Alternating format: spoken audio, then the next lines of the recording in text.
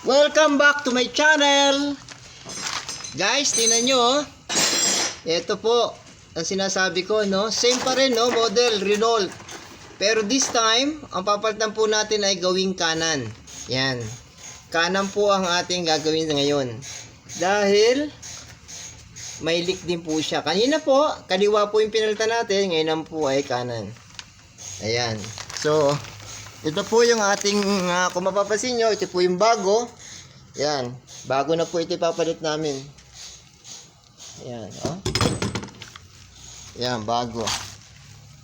Made in Europe. Yan. Maganda po yan. Bago na ipapalit. No? Okay. So, again, pakita ko po sa inyo yung mga tatanggaling tornilyo. Ayan na po. Yan. So, kanina, yan, sa nakita nyong video, kanina, sa kaliwa, ayun, nakita nyo po yung mga tornilyong dapat palitan. Ayan.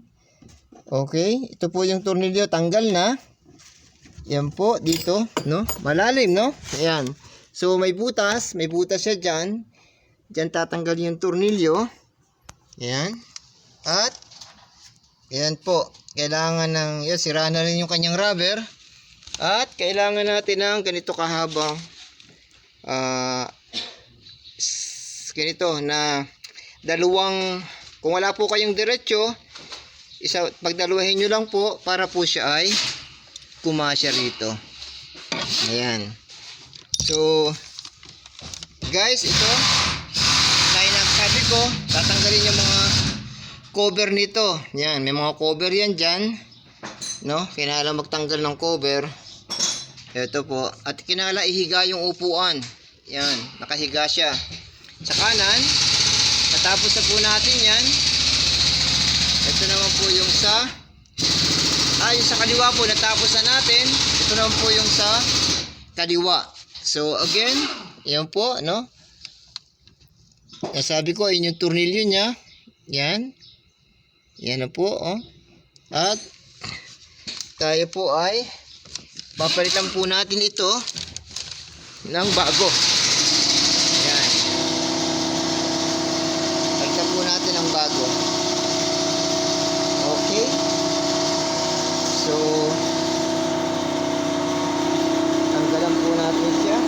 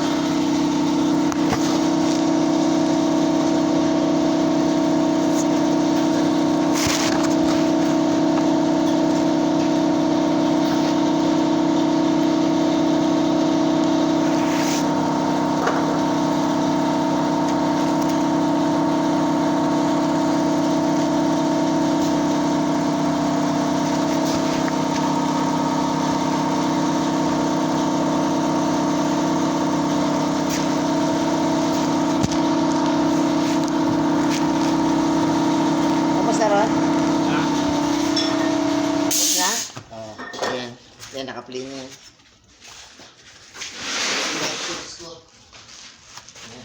Dati yung dulo, no? Sige, ko yung ulo ka. Ayan, hindi ba? Ayan.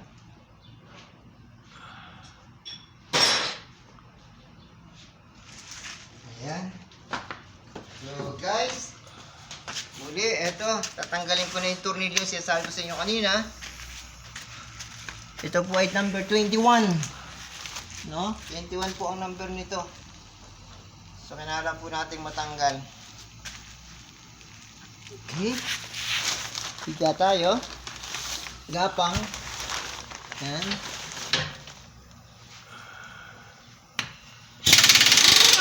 Ayun.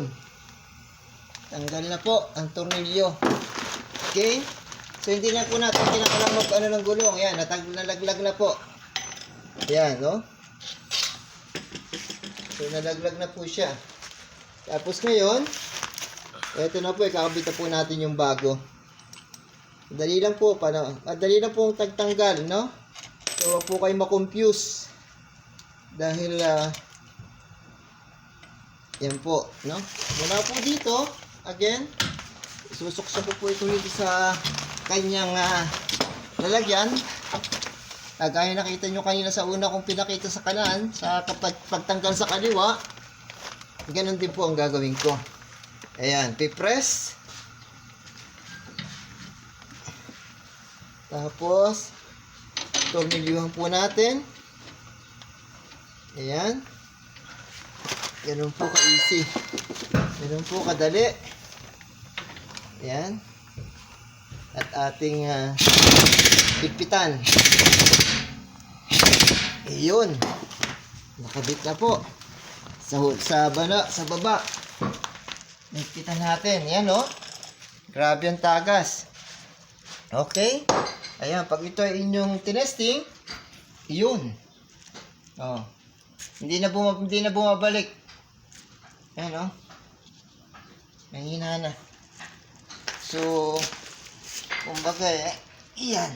No, hydraulic po ito. No? Kaya, tingnan nyo, oh, bilis niya.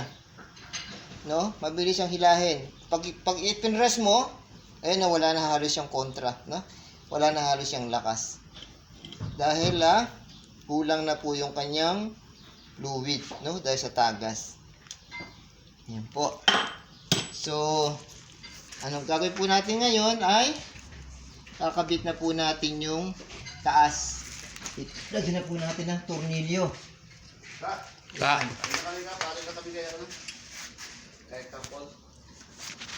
Sandali lang ha. Sige Kap. Sandali lang ha. Ayan. Di ba na po? Di na mo.